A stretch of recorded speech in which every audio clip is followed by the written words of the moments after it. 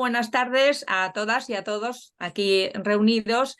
Primero agradecer al Consejo Español para la Discapacidad, la Defensa de la Discapacidad y la Dependencia por hacer posible esta jornada de patología dual, salud mental en prisión, por invitarnos y por ofrecernos este espacio. Y por supuesto a los profesionales aquí presentes, especialmente pues a ti, a Mar, a Javier Rogando también y a Marien. Y no me olvido también a esta persona, a esta parte tan importante que seguimos y por la que seguimos y seguiremos adelante, ¿no? Como federación, que es la persona pues como testimonio que escucharemos seguramente después. Como hay tantas personas con patología dual privadas de libertad y a las que representa. FEDEPA Dual, os comento un poquito, es la Federación Estatal de Patología Dual que agrupa a diversas asociaciones, entidades públicas y a familiares y afectados cuyas finalidades esenciales son una búsqueda del tratamiento, la prevención, la formación en diferentes ámbitos y se dedica también a la investigación en torno a la patología dual. Nuestro objetivo general se centra en coordinar, en colaborar en la labor de unificar estos criterios y las acciones entre las entidades asociadas para contribuir a un mejor estado de las personas enfermas y de sus familiares también, tan importantes, tanto en el plano psicológico como en el jurídico, en el social y en el sanitario. Y es que como federación también buscamos colaborar con el resto de recursos, con las instituciones públicas, con las privadas, con las fundaciones, con las asociaciones y con todo el entorno y los ámbitos dedicados a este cometido. Por todo esto, y siempre con el objeto de un mejor desarrollo de nuestros fines, pues hacemos hincapié, y siempre solemos hacerlo, en la importancia de procurar que haya una comunicación directa pues para poder servir de nexo de unión y orientación conjunta entre nuestros asociados y las personas que nos contactan. Y aunque para nosotras es importante apoyar y llevar a cabo estos fines de las entidades miembros, en estos momentos, a nivel estatal, que es como estamos funcionando, uno de los principales y prioritarios objetivos de FEDEPA Dual, de la Federación, es la de informar y sensibilizar a la opinión pública, a las administraciones, al personal sanitario en general, de las características de la problemática de la patología dual mediante el establecimiento de relaciones y convenios, como hemos hecho con vosotros precisamente, y con otras asociaciones, otras federaciones, otras entidades y foros de estudio científicos dedicados o que tienen presente el objetivo de la patología dual, del tratamiento y de la problemática de la patología dual. Precisamente uno de nuestros principales objetivos es ir orientando y asesorando y acompañando ante las situaciones que vivimos los familiares y los propios afectados de patología dual diariamente, porque estos afectados normalmente tienen consecuencias graves como son la desestructuración de las familias, tanto a nivel mental, a nivel relacional, a nivel social, a nivel económico, por no encontrar un espacio real donde nos den respuestas, ¿no? Que es al final donde intentamos incidir para conseguirlas. Si continuamos, y esa es la razón, una de las necesidades que tenemos, si continuamos con recursos separados en servicios de la atención de las adicciones, de la de salud mental, potenciando lo que se suele llamar o lo que se llama en el ámbito síndrome de la puerta equivocada, seguiremos con una realidad que lleva no pocas veces a la desesperación de las familias, a la exclusión social muchas veces, a la aparición de problemas con la justicia, como estamos viendo, y a veces a la cárcel, que es de lo que hablaremos, luego Mariana hablará, o incluso muchas veces al suicidio. Sabemos que la patología dual es uno de los trastornos en los que más suicidios se reconocen, ¿no? Entonces, por eso confiamos que este tipo de jornadas, este tipo de coloquios, pues facilitará la visibilización de las necesidades de los familiares, pero también de las personas privadas de libertad que sufren de trastornos duales, para que en un futuro podamos colaborar con las propias instituciones penitenciarias para la activación de programas específicos orientados a este colectivo y que de esta manera pues, la patología dual en el entorno penitenciario no suponga otra condena más. Solo recordar que son numerosas las personas con patología dual que al salir de prisión son recogidas por sus familias y que ni a unas ni otras y ni unas ni otras disponen de recursos o herramientas muchas veces para gestionar esta nueva situación a la que tienen que adaptarse sí o sí. Y por eso siempre reivindicaremos que lo fundamental es comprender que si cuidamos a la familia, nos cuidamos todos.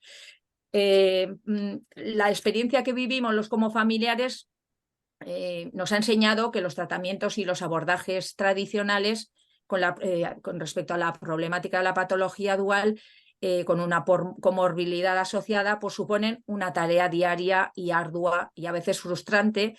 Y por eso agradecemos de verdad que el FED nos haya ayudado a visibilizar esta situación y nos haya prestado este espacio para explicar un poco la problemática, en este caso en prisiones. Muchas gracias.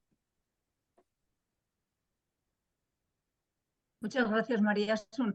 Antes de dar paso a Javier, que yo creo que ya lo tenemos listo, yo te haría una pregunta. Cuando has comentado el alto, lo digo porque también tenemos dentro del CED entidades que hacen prevención del suicidio y desgraciadamente todos los que confluís en determinados perfiles de salud mental, pues bueno, especialmente tenéis pues bastante, desgraciadamente, incidencia en el suicidio. ¿No tenéis datos de qué prevalencia tenéis de suicidio entre las personas con patología dual?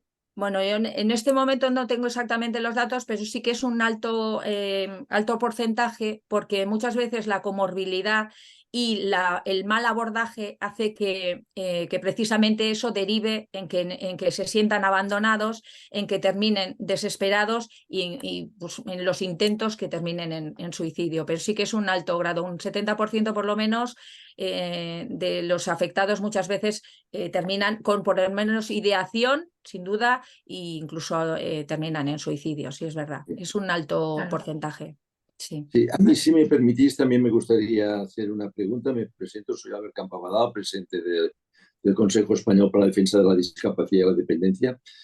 Tú decías, María Asun, sí. que cuando estas personas salen de la cárcel, pues lógicamente pues tienen su acogida dentro de la familia. Correcto. Pero imagino que no habrá, me imagino que habrá casos en donde la familia no tiene la capacidad, según el trastorno y la gravedad del trastorno, para tener una acogida exitosa, para evitar que vuelva a delinquir, para poder dar el tratamiento que esta persona requiere, porque al final sois una familia, pero no sois una entidad que puede cerrar puertas, no sois una entidad sanitaria.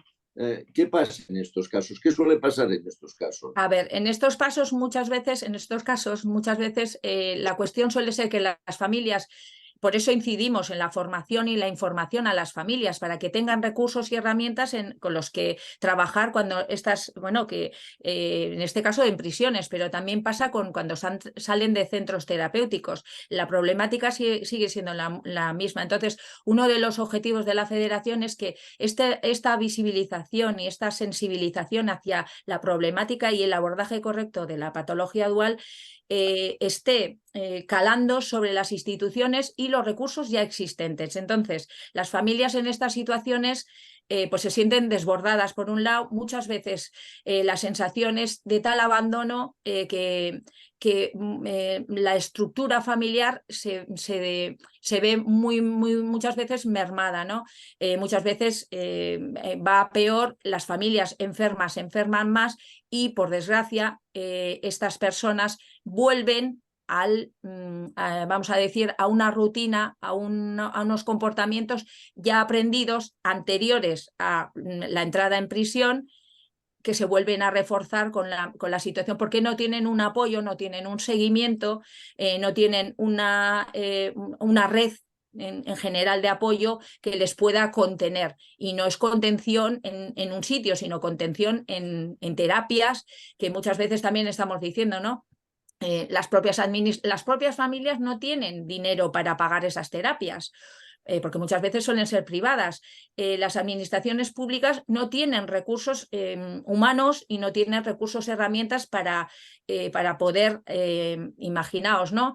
Si ya de normal, entre comillas, la sociedad le cuesta que estas personas que todavía no han llegado a prisión sean tratadas, tengan un seguimiento, tengan unos recursos, pues es más problemático cuando han estado un poco aparcadas fuera de la sociedad y cuando vuelven, revierten en la sociedad, aparte de que, como dirá luego Marien, no hay recursos dentro de prisión para una reinserción efectiva, pues luego las familias, eso repercute en las familias y además se resiente mucho más, ¿no? Entonces, es como la pescadilla que se muerde la cola. Si fuera no hay recursos, dentro hay pocos recursos, cuando salen pues se quedan otra vez totalmente desamparados y terminan en la misma dinámica de, pues muchas veces de delitos, de delinquir y en el propio ámbito y en la propia rutina anterior. Pero yo entiendo y me gustaría que me colaboraras. Está claro que cuando aquella persona enferma vuelve a delinquir y vuelve a entrar en la cárcel, no es en la cárcel que tendría que entrar. Por supuestísimo, claro. Tendría que entrar en una institución sanitaria que fuera capaz de darle pues el tratamiento que necesita. Porque, claro, una familia, ver que tu hijo, tu hermano está en la cárcel porque está enfermo, sí. Dices, no es la cárcel el sitio donde mi hijo, mi hermano, mi pareja tiene que estar, digo yo, ¿no? Claro, ¿sabes cuál es la cuestión? Que nosotros aquí, los que estamos dentro del ámbito y de este movimiento, lo entendemos, pero hacia afuera, de cara al exterior en la sociedad, eso no se entiende. ¿Por qué? Porque pesa el delito en ese momento. Entonces, a ver, nosotros como federación lo que intentamos es que sensibilizar a la sociedad para que esto se entienda desde otra perspectiva y para que esos recursos y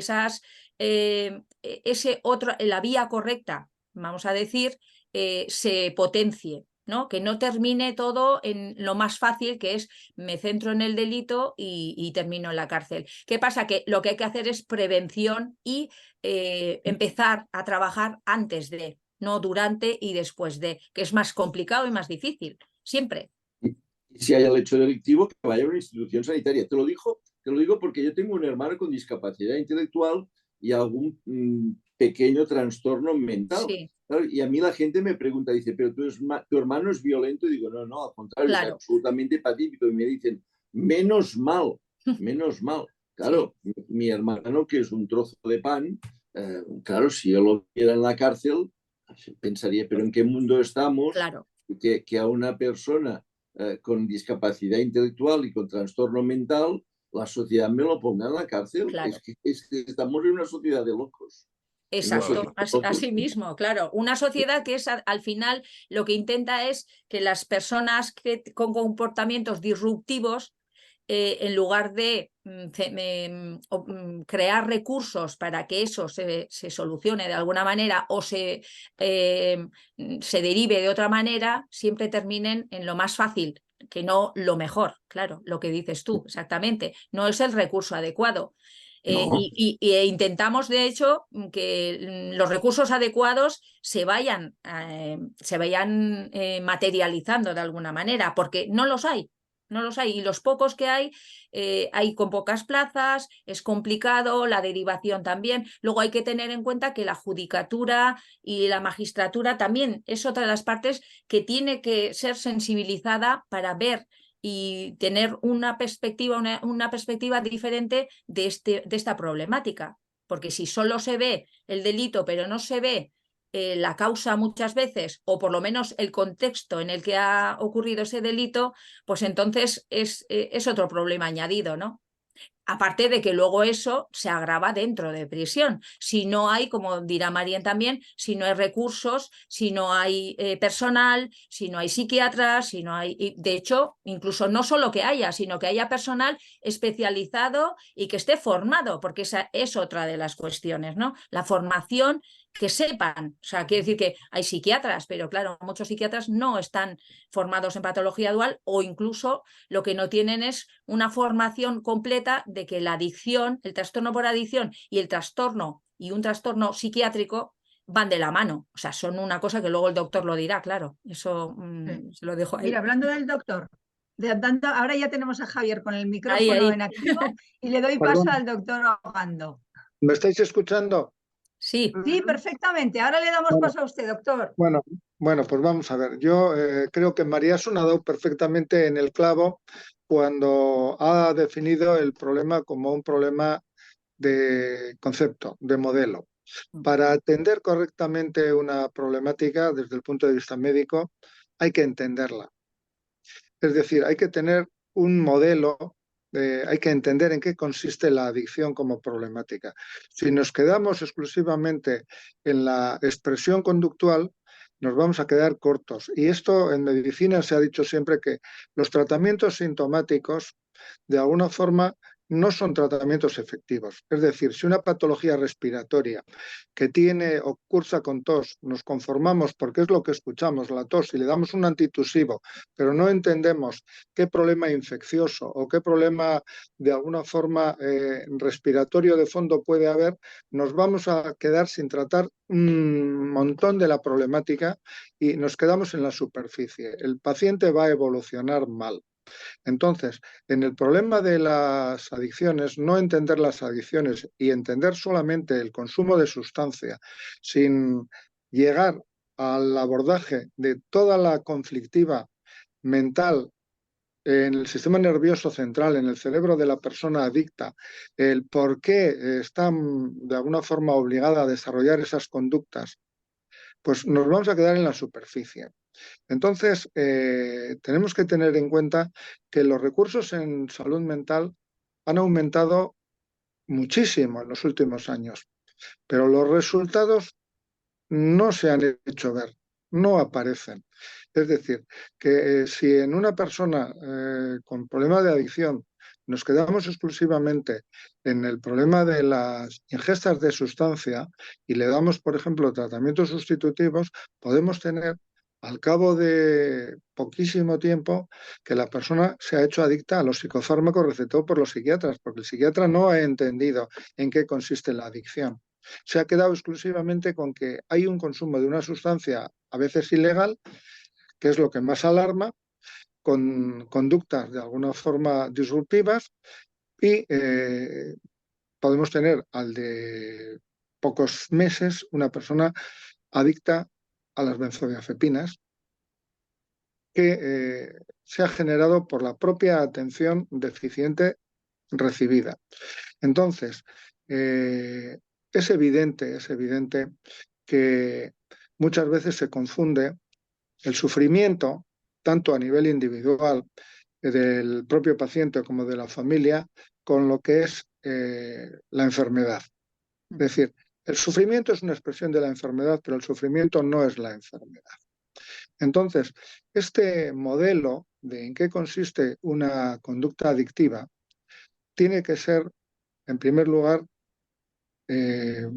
planteado por parte del profesional, porque lo va a tener que compartir ese modelo con el propio paciente. El paciente tiene que entender también en qué consiste su problemática y lo tiene que entender la familia y lo tiene que entender de alguna forma el contexto sanitario y todo el contexto social, incluido el judicial, el policial y demás.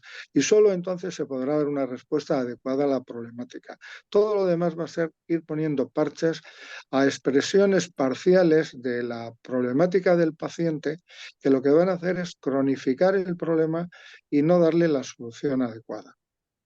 Es decir, hay un gran desarrollo de tratamientos sintomáticos, pero que no van al fondo del problema. Entonces, esto, si ya en el contacto que el paciente, la familia, pueda tener con el sistema sanitario es un problema, cuando el paciente se ve de alguna forma por sus circunstancias vitales obligado a discurrir por distintos entornos sociosanitarios, como puede ser el normalizado de la calle, de los centros de salud mental, de los centros de adicciones, el paso por prisiones. Es decir, ese modelo de alguna forma tiene que ser compartido por todos los procesos por los que el paciente discurre, porque si no, la fragilidad de que los progresos terapéuticos se hayan podido conseguir en uno de los niveles corre el riesgo de romperse en el siguiente. Es decir, la continuidad de cuidados exige la continuidad de compartir el modelo de enfermedad y el modelo asistencial. Entonces, acumular recursos sin tener la garantía de que van a compartir un modelo adecuado, lo que va a hacer es dar la apariencia, salvar la cara de los dispositivos sanitarios, porque yo oigo muchas veces, vamos a crear tantas plazas, vamos a crear tantas unidades, vamos a crear tanto no sé qué. Pero digo, ¿para qué? No. O sea, por ejemplo, podemos poner, suelo referirme yo al problema, por ejemplo, de la asistencia primaria, que es compartido por toda la población. Es decir, podemos poner más médicos, podemos poner más enfermeras, pero si es para atender el teléfono, si es para recetar por teléfono, nos estamos alejando de los paradigmas eficaces y clásicos de la medicina.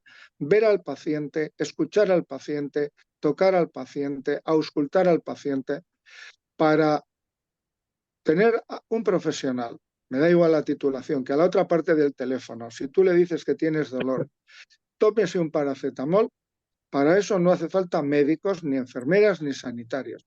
Si al de 3 días de que estás tomando paracetamol no te soluciona el problema y la respuesta es sube la dosis o cambia a ibuprofeno, para eso podemos poner máquinas y nos sobran todos los sanitarios. La cuestión es conceptual, es de modelo. Y el verdadero proceso de mejoría de los pacientes se establece a través de una relación terapéutica, sanitario-paciente. Esa relación necesita compartir, comprender lo mismo de lo que se está diciendo, tanto por parte del paciente como por parte del profesional. Por eso me parece que ha acertado mucho María Asun en sus aportaciones, porque yo coincido plenamente con ella. Entonces, claro, yo veo una gran frustración porque cuando las familias, los pacientes, tienen que interactuar con interlocutores sanitarios y no están en la misma sintonía, no tienen... si los responsables políticos y sanitarios solo escuchan quejas y las familias, de alguna forma, pueden entender que si les ofrecen más recursos el problema se va a solucionar, pues estamos ahí en una frustración y en una cronificación del problema. A mí me parece importantísimo que hay que reconducir esta cuestión. Ahora, a fecha de hoy, tenemos una población que es la consumidora de psicofármacos de las más altas de Europa, posiblemente la más alta. Y sin embargo, los estándares de resultados sanitarios, los estándares de salud, no responden a las medidas que se están tomando. Yo anteayer, estaba escuchando, vamos a crear más plazas, vamos a crear más puestos, vamos a crear más no sé qué. Y digo, sí, pero ¿para qué? Es decir, primero tenemos que entender en qué consiste la problemática que estamos tratando. En la medicina el tratamiento viene muy bien, pero después de un diagnóstico adecuado. El diagnóstico es la explicación comprensiva de la situación del paciente. En estos momentos, la patología dual constituye un gravísimo problema de sufrimiento individual, un gravísimo problema de sufrimiento familiar, pero también un problema de salud pública impresionante. Entonces, si no empleamos la metodología adecuada, emplearemos muchísimos recursos, gastaremos muchísimo, pero el problema va a continuar creciendo. Esa es mi visión del problema. Luego le voy a preguntar, doctor, ¿cuál es su opinión? ¿Qué habría que hacer para cambiar ese modelo? A mí me ha quedado clarísimo y estoy absolutamente de acuerdo. Bien, con lo que ha yo dicho. quería añadir una cosa Sí, que sí, no, aprendí. no le dejo, digo que luego le preguntaremos a ver Sí, sí, cuál es pero su quería propuesta de añadir solución. quería añadir una cosa que creo que viene muy bien a cuento y es, estaba yo de alguna forma relacionándome con una enfermera que escribe sobre temas de cómo se atienden los problemas de adicciones y de patología dual en las prisiones y me planteó una frase que lo dice, a mí me parece muy claramente. En estos momentos, las cárceles son psiquiátricos encubiertos y posiblemente de segunda división. Será. Entonces, O tercera división. Seguro. bueno, de segunda igual es la que creemos que es la primera, pero muchas veces cuando se habla de lo bien que funciona un sistema sanitario, como digo yo, se empiezan a comparar números, número de profesionales, número de tratamientos, y se mira, como digo yo, en el mapa hacia el sur, porque siempre vamos a tener sociedades que tienen unas respuestas muchísimo más deficientes que la nuestra y sus niveles de salud y de atención sanitaria son muchísimo peores que los nuestros. Pero esto me parece un error conformarse con esta visión. Yo creo que metafóricamente hay que mirar hacia el norte, hacia sociedades que están afrontando y resolviendo este problema de una manera más adecuada y más acertada que nosotros. Conformarnos con que tenemos unos estándares de personal asistente asistido superiores a otras comunidades autónomas o a otros países del sur, a mí me parece un error. De alguna manera, cuando estamos haciendo unas inversiones en terapias, tenemos que hacer una lectura de los resultados. Y esa lectura de los resultados nos tiene que, de alguna forma, exigirnos hacer una autocrítica de si lo que estamos haciendo es correcto. Y eso no veo yo esa actitud en estos momentos. Es decir, nadie está dispuesto a que los resultados de su gestión se evalúen de una forma objetiva, de una forma científica. Entonces, el problema no es acumular recursos, sino cómo. No es un problema exclusivamente cuantitativo, sino fundamentalmente cualitativo. Y poco Totalmente. más. Totalmente, no, seguro hay preguntas para usted, hay preguntas para usted, seguro que sí, Yo, luego las vemos. yo le quisiera preguntar al doctor, ¿cuántas personas en España pensamos que están sufriendo patología dual? Para que todas las personas que nos escuchen pues tengan una idea de la magnitud del problema. Porque Pues después vamos a ver. detrás de Mira, cada persona hay toda una familia. Mira, aquí ha Pero, surgido el tema de que mayoritariamente hay dos redes asistenciales, en el mejor de los casos. Una red que atiende adicciones y otra red que atiende psiquiatría general. La realidad es que la división de los recursos asistenciales en dos redes es un error de principio y de base. Porque la realidad es que tengamos los números que tengamos, los pacientes que desarrollan una adicción en un altísimo porcentaje, yo diría que cerca del 100%, van a acabar desarrollando patología psiquiátrica en el sentido convencional del término. Y los pacientes que tienen un diagnóstico desde la perspectiva de la psiquiatría convencional o tradicional, tienen una vulnerabilidad y una probabilidad de desarrollar conductas adictivas enorme. A todo esto tenemos que añadir que hay adicciones de alguna forma no diagnosticadas, tanto legales como ilegales, pero fundamentalmente legales. Es decir, la mayoría de las adicciones al alcohol, al tabaco, a los psicofármacos pasan absolutamente desapercibidas. Es decir, no se diagnostican más que en un mínimo porcentaje de casos. Entonces, el problema es de una magnitud impresionante. Póngale números, doctor. No nos deje solamente con lo de impresionante. Atrévase.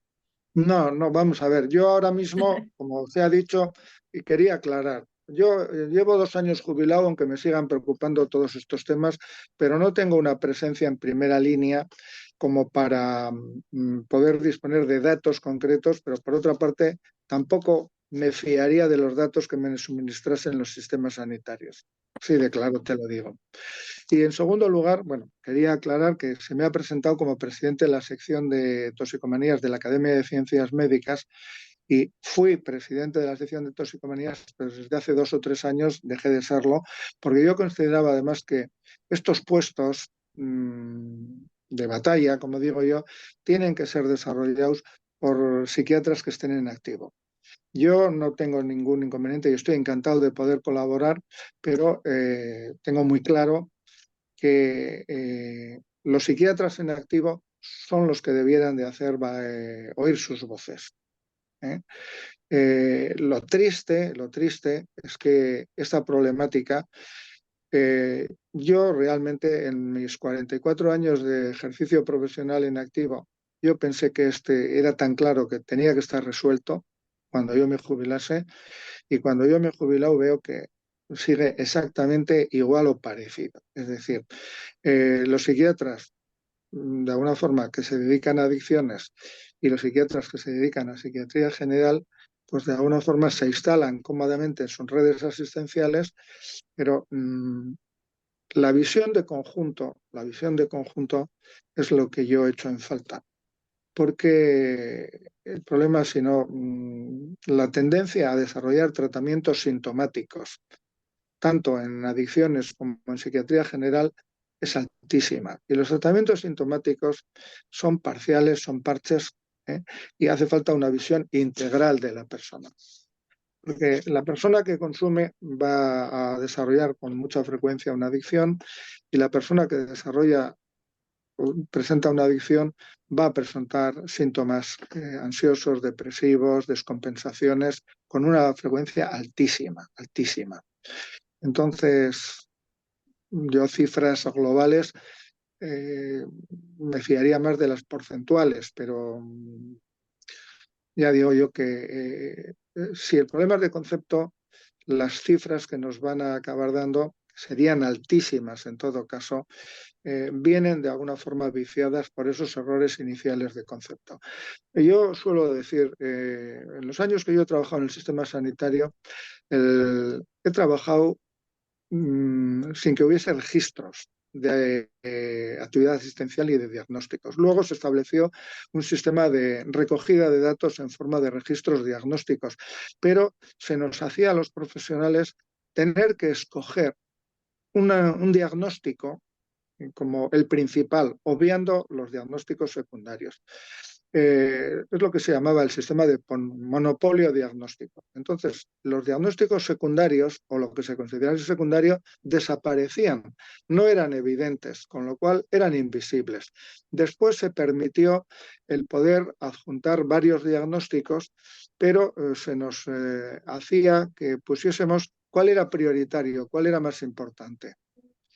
Lo que pasa es que esto es variable. Un depresivo que consume alcohol o un heroinómano que tiene un cuadro psicótico, los problemas psiquiátricos transcurren de alguna forma en fases.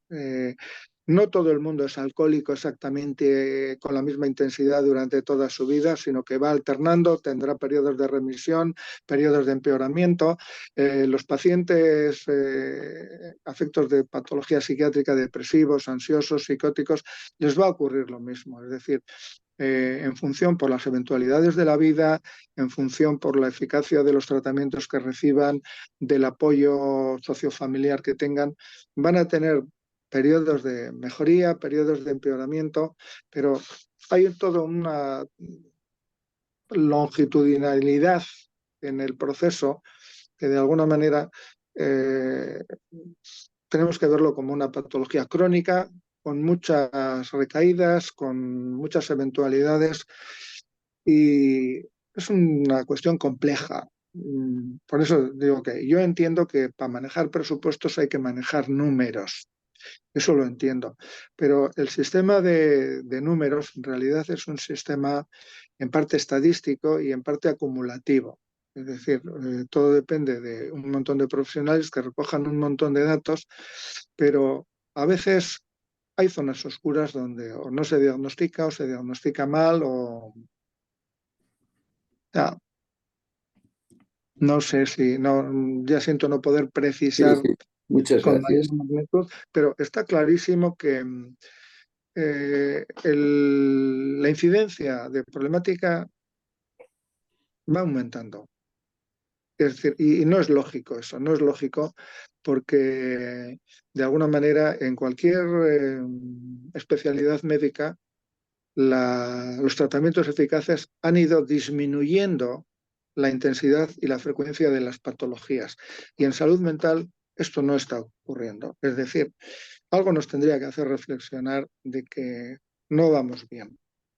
De repente ahora todo el mundo le ha dado por preocuparse por la salud mental, por la incidencia del suicidio, sobre todo en adolescentes.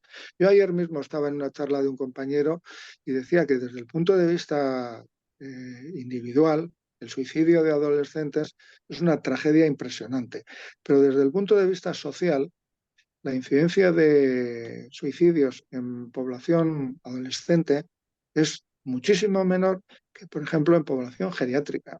Pero muchísimo menor, digo igual, en población geriátrica 5, 6, 7 veces mayor. Entonces, la respuesta de los sistemas sanitarios es un poco respuesta a problemas de imagen, a problemas a grupos de presión. A mí muchas veces los pacientes con problemas de adicciones me suelen preguntar y digo, ¿qué tendríamos que hacer para que los sistemas sanitarios de los que nos sentimos un tanto desatendidos se preocupasen más por nosotros? Y digo, pues dar más la tabarra, porque lo que no tiene una respuesta, una voz social intensa, de alguna forma es como si no existiese. Entonces, los problemas infantojuveniles son muy llamativos, pero son muy llamativos a dos niveles. Uno, porque por un niño seríamos capaces de hacer cualquier cosa, seríamos capaces de hacer cualquier inversión en salud porque nos impacta terriblemente, es una tragedia, pero también es verdad que invertir en prevención y en salud mental en infancia y en adolescencia es una cosa importantísima, es invertir en futuro y es, de alguna forma, ahorrar muchos problemas. Es decir, es ahí donde hay que hacer la intención, en la prevención, en la evitación, no en los tratamientos terciarios cuando ya ha surgido el problema. Y eso hay una visión, yo digo, que coincide de alguna manera con la respuesta que se está dando, que es fundamentalmente hospitalocéntrica, es decir, tendemos a que el hospital es el paradigma de la eficacia y entonces invertimos en camas, creamos hospitales, pero si lo que hay que hacer es invertir en dispositivos y en estrategias que impidan que los pacientes tengan que ingresar en hospitales. Esa es la cuestión. Si solo nos preocupamos de ir aumentando las camas y camas y camas, pues al final estaremos todos hospitalizados y todos en camas. Pero lo que hay que hacer es trabajar antes en la prevención y para eso hace falta un diagnóstico adecuado del problema. Muy bien, muy interesante, doctor. Muchísimas gracias. Marien, vamos a darte paso Hola. ahora. Ya puedes hablar, ¿nos Sí, escuchas? sí, ahora sí, perfectamente. Puede ser que sea donde estoy yo, que no está bien la cobertura, pero sí os escucho muy bien. Bueno, pues, ya escucha a mi compañera y escucha a Javier, que me encanta oírlo.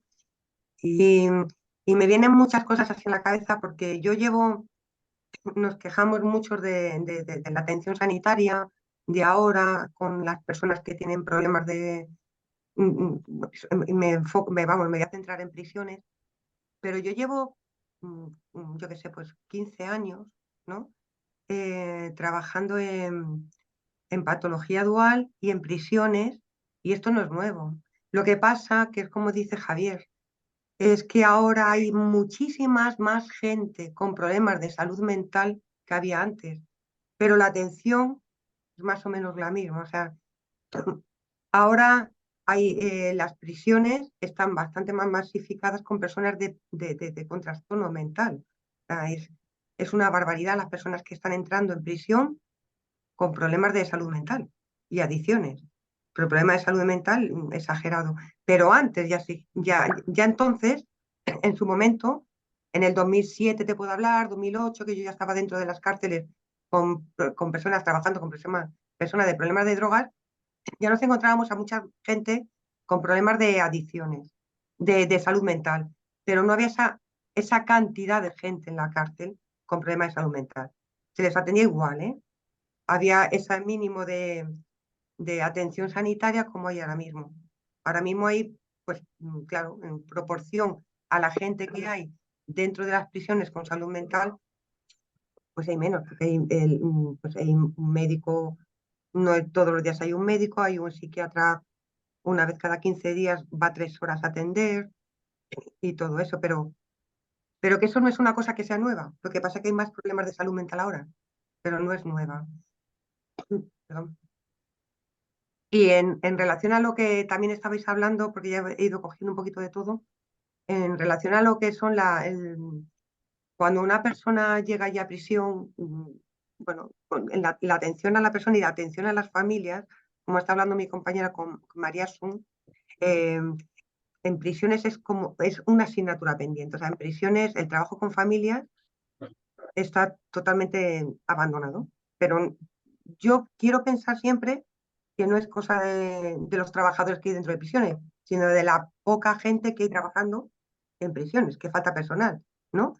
Pero el trabajo con las familias, la atención con las familias dentro de prisiones, sobre todo en la parte con las personas que tienen problemas de salud mental, es muy escasa. Y los recursos en una prisión, cuando una persona entra en prisión, pues las competencias sanitarias, por ejemplo, lo que puede ser en Madrid, o puede ser en todas las comunidades autónomas, menos en 3, que es en Barcelona, en País Vasco y Navarra, y que las competencias las tiene la misma comunidad autónoma, el resto la competencia la tiene instituciones penitenciarias.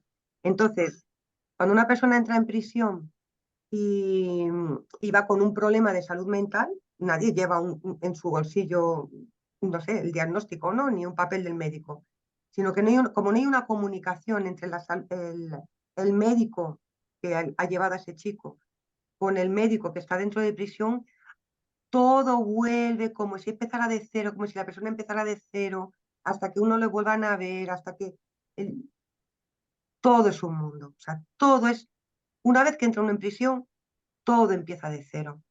Todo empieza de cero. Y empieza de cero para la persona que entra con trastorno, para las personas que están trabajando ahí, para las familias, por el desconocimiento, todo empieza de cero, ¿no? Entonces, el trabajo dentro de prisiones en salud mental está muy, muy, muy, muy complicado y muy dejado, muy dejado. Hay programas dentro de instituciones. Y cuando se dice que hay programas dentro de instituciones para personas que tienen problemas de drogas, los hay, pero no tienen todos acceso a esos programas. No tienen todos acceso a esos programas porque tienen una serie de unas plazas limitadas, se puede decir, ¿no? No está dicho como tal, pero como unas plazas limitadas. Las personas que entran en una prisión y tienen un problema de adicción, dentro del programa de instituciones se supone que tienen el acceso a hacer un tratamiento. No pueden todas, porque no hay espacios. Porque a lo mejor en una prisión donde hay 14 módulos, hay un módulo solamente para poder dar ese tratamiento. Y luego el resto, a lo mejor se le puede dar tipo ambulatorio, pero se le puede dar de 2.000 presos a 150, y estamos hablando de que en una cárcel no consumen 150, consumen bastante más de 150 personas. Y lo que es la atención médica, pues puedes imaginar, el médico no da abasto, no da abasto. O sea, ¿he oído algo? No. No, no, no. Sí. Vale. no da abasto. Entonces, sí que es cierto que no es que sea una cosa nueva de ahora. Lo que pasa es que ahora hay mucha gente con problemas de salud mental dentro de prisiones. O sea, es lo que ha dicho el doctor Javier, ¿no? Que es que parece psiquiátricos. Es que yo no he visto tanta persona con problemas de salud mental y adicciones como de unos años para acá, vamos, de 5 años para acá, 6 años para acá. Es increíble. Yo he montado módulos, ¿no? Y es que no te cabe la gente. O sea, es que listas de espera y listas de espera y listas de espera. En una prisión, María, Dime. María, entiendo que en todas las prisiones de España no existen estos programas y estas unidades, ¿o sí? Tiene que haber, es obligatorio que en todas, yo sé que las prisiones no entiendo mucho, pero creo que hay categorías, ¿no? O sea, hay diferentes, están como tipificadas en diferentes, pero debería haber, entiendo, en todas las cárceles, Sí, ¿o no es así? Pregunto desde sí. el desconocimiento, ¿eh? Vale, en todas las prisiones existe el programa de drogas, ¿no? Para que pueda cualquier persona que tiene un problema de adicciones, ¿no? Pueda acceder a él. Y existe un módulo que se llama unidad terapéutica, que es que son las UTEs, ¿no? Que son programas para personas que tienen problemas de adicciones. O incluso hay algunas prisiones que incluso tienen módulos donde lo llevan asociaciones como puede ser Proyecto Hombre en un módulo en una prisión, ¿no? Vale. Pero imagínate, en un módulo donde, en una prisión como puede ser un Soto del Real, que hay 2.000 y pico personas o 2.000 personas en prisión, hay un módulo que tiene tan solo 60 personas, 70, o como yo, por ejemplo, llevo en Valdemoro, ¿no? Un módulo, una cárcel con 1.800 personas, 1.500 personas, y solo puedes meter en un módulo a 60. Pues no tienen acceso todos, ¿me entiendes? No tienen acceso todos. Pero el programa de adicciones es para todos. Lo que pasa que, mira, cuando una persona entra en una prisión, cuando una persona entra presa en una cárcel, lo primero que hace es atenderle en ingresos, le atiende pues o el educador, el trabajador social o el psicólogo, la persona que le corresponde en ese momento pasa por ingresos, ¿no? Y le hace pues un PIT, que es el programa de intervención de tratamiento. Pues en eso, ahí se basan un poco pues, para saber un poco qué problemática trae esa persona, ¿no? Para saber dónde en módulo ubicarlo y qué programa o tratamiento puede hacer esa persona, ¿no? Dependiendo del delito, dependiendo de cómo venga y mil cosas. Pues, si te viene una persona que te está diciendo, o lo estás viendo, porque lo estás viendo, que tiene problemas de consumo de drogas, incluso su delito está relacionado con el consumo de drogas, ¿eh?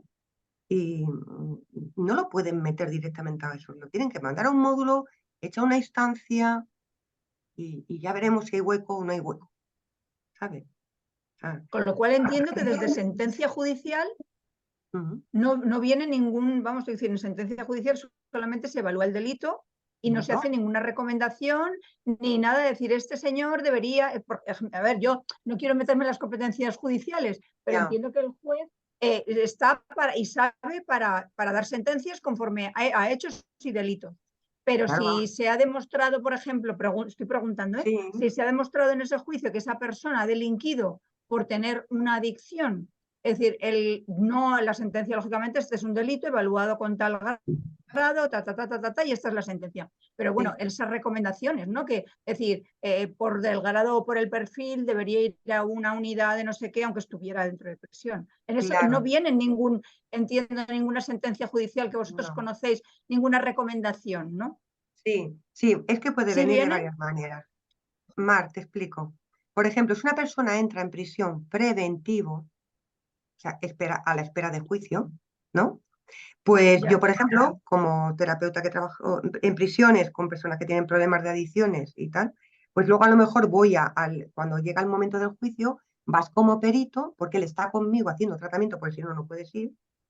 Si no lo han cogido para hacer tratamiento, tú no puedes ir. Y entonces, pues sí puedes decir que, bueno, debido a su consumo, tú como perito puedes testificar que como debido a su consumo pues ha cometido el delito y está en tratamiento, cuidado, siempre y cuando veamos que tiene un problema de drogas y salud o mental o lo que haga falta. Pero no, el juez juzga el delito, el juez no, para eso hay un psiquiatra, como pues Javier, para eso hay unos terapeutas, para eso hay el juez juzga el delito, que muchas veces dice, bueno, el juez no puede juzgar otra cosa. cada uno Claro. lo que responde, ¿me entiendes? Claro. Vendrán diciendo lo que pasa y tal. Ellos te cuentan por qué lo han cometido, pero el juez juzga lo que puede, o sea, los hechos que le han mandado, vamos. Claro. Yo con esta voy a coger el relevo con esta pregunta y voy a pedirle a nuestro invitado que va a dar su testimonio para que nos cuente él Ajá. qué experiencia, cómo ha tenido esa experiencia sabiendo que es un enfermo de patología dual, cómo ha vivido durante tantos años esa experiencia que ha sido en centros penitenciarios. Hola, buenas tardes. Buenas tardes. ¿Me oís? Sí, Sí, sí. perfectamente. Vale, ante todo, Sí, sí. daros las gracias por darnos esta oportunidad y decir, he estado escuchando al doctor y estoy muy de acuerdo con todo lo que dice, que como no se ataje el problema de raíz, mal vamos porque esto es la pescadilla que se mueve en la cola, porque esto deriva, bajo mi punto de vista, porque yo tengo 53 años ya y bueno, más o menos le voy a contar lo que es mi experiencia, ¿no? Yo de pequeñito, pues yo era muy nervioso, no paraba. Y bueno, pues te llevan al médico, como toda madre, ¿no? No, que eso no pasa nada, que es muy nervioso, que deja en el parque, deja en el parque. Que descargue, que se desahogue, que corra, que juegue a fútbol. No lo sabían ver, ¿no? Porque eran otros tiempos y no lo sabían ver. Bueno, pues eso me derivó, pues con 11 años, pues empezar a tomar Reinole, a tomar pastillas, a fumar porros. Con 12 años, pues veía que seguía igual y probé la heroína. Y fue lo que ya ¿cómo decir? Fue lo que ya me llevó a decir esto es lo que me hace estar tranquilo, en lo que no me tiene alterado, no, yo lo veía como si fuera un tratamiento que me ponía yo, ¿no? Con 12 años. Estoy hablando del año 82. Entonces, pues a raíz de ahí, pues yo empecé a consumir y esa fue mi vida. Delinquir, consumir, me metieron en prisión, me veían los psiquiatras, me daban muchísimas pastillas para nada, como ha dicho el doctor, porque un psiquiatra, pues a lo mejor no es su especialidad, la enfermedad que yo tenía, ¿no? Yo tampoco los culpo.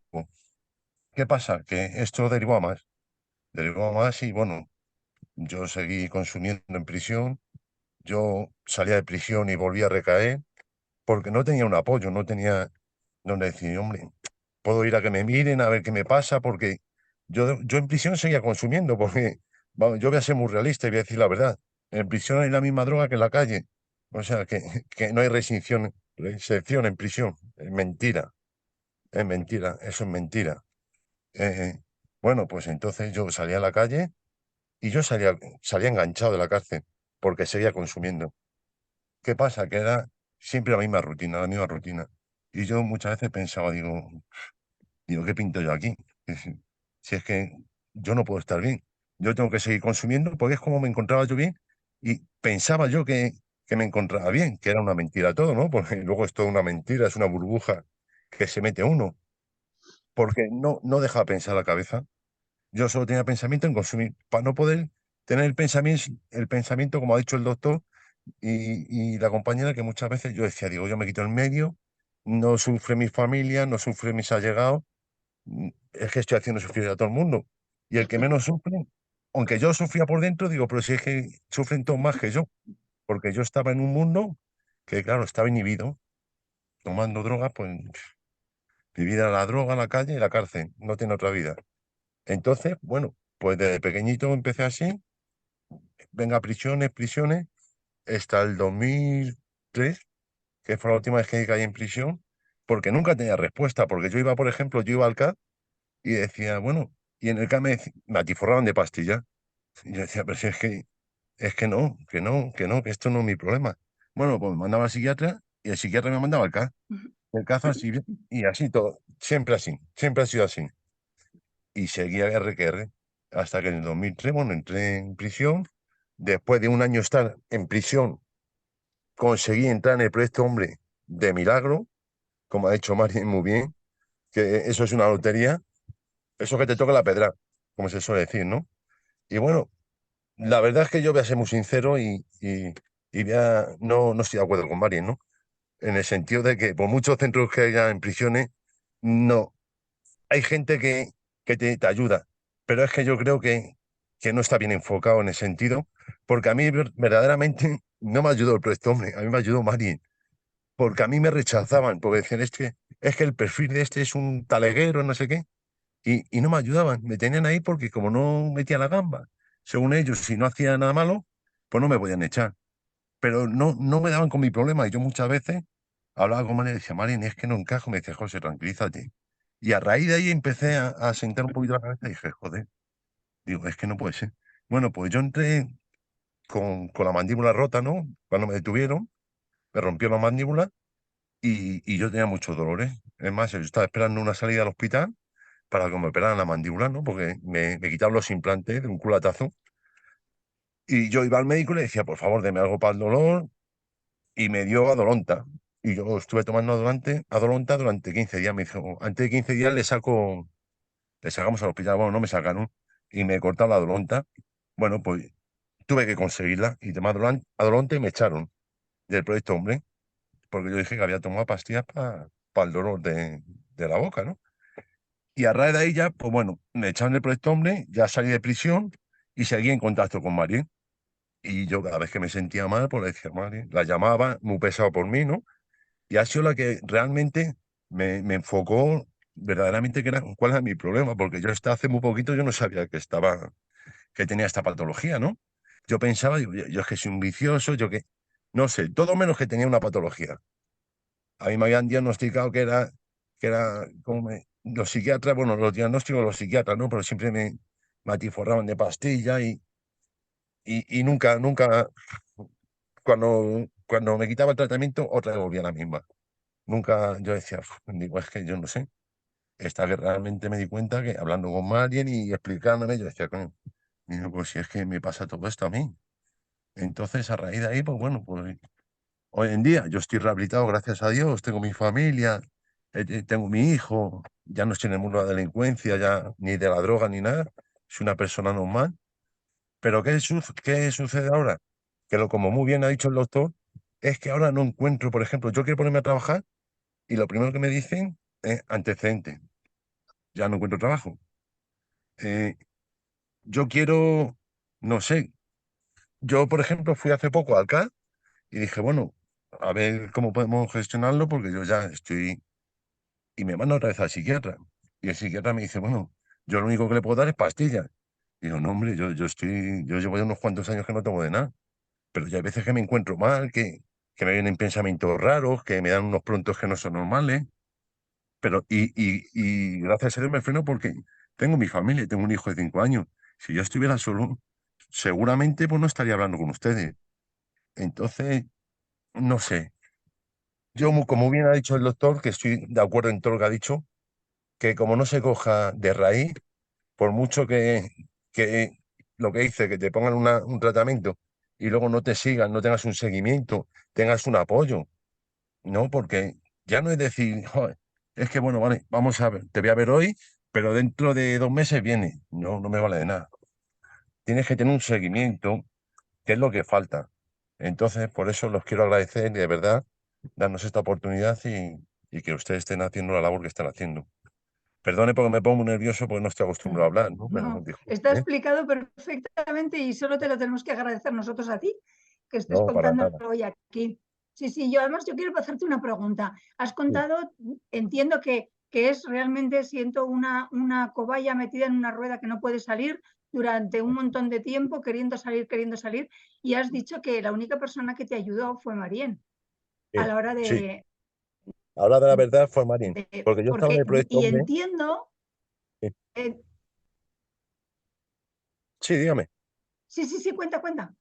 Sí, No, eso, porque a que mí fue Marien, ¿no? Al final, sí, fue la única que me ayudó, sinceramente, no porque ahora para mí es una amiga, sino porque es la verdad.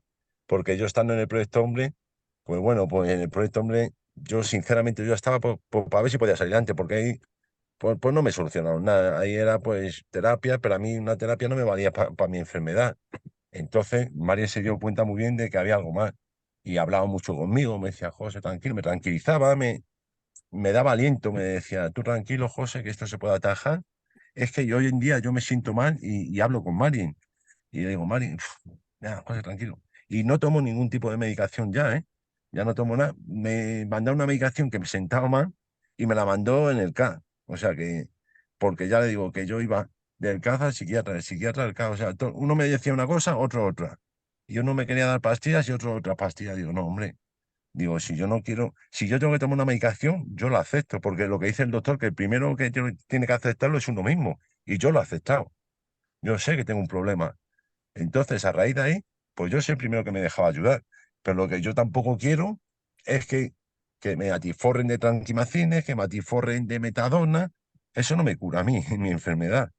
No sé si Yo me por lo que veo explico. que lo que le ha curado, sí, le ha curado la motivación y que tenga, pues bueno, alguien, un profesional al lado que se sienta Efectivamente, apoyado, ¿no? Al final es efectivamente. un Es lo que poco me ha pues lo que ha ayudado. dicho Javier, que el sistema tiene que cambiar. O sea, decir, lo mismo que ha Efectivamente. dicho usted, lo ha dicho uno de los de los que están escuchando, que ha dicho que en la cárcel, ha dicho usted una afirmación tremendamente cruda, ¿no? Es decir, dentro de la cárcel existe la misma droga que está en la calle.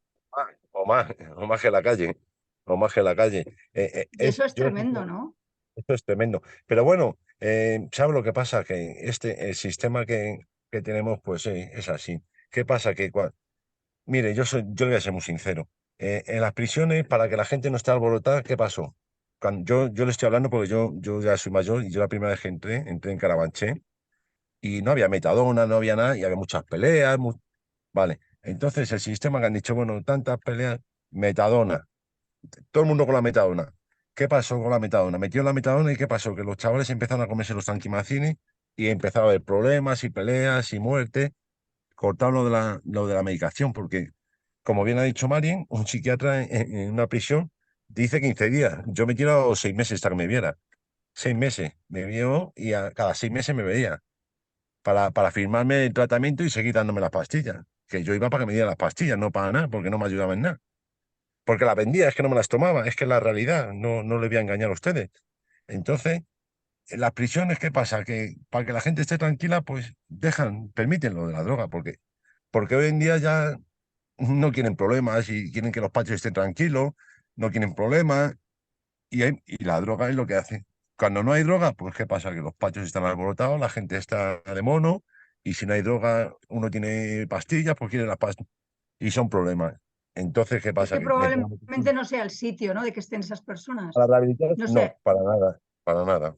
Una prisión no Usted también rehabilita. ha dicho algo muy importante al principio. Ha dicho que usted no se ha sentido rehabilitado en ningún momento en la Nunca, cárcel. nunca. En la cárcel no, he salido con más rabia, porque como bien dijo el doctor o el compañero, una prisión no, ni es para rehabilitar a un toxicómano, que yo digo una cosa, también lo asumo, que yo he cometido un delito y yo lo tengo que pagar con la sociedad, ¿eh?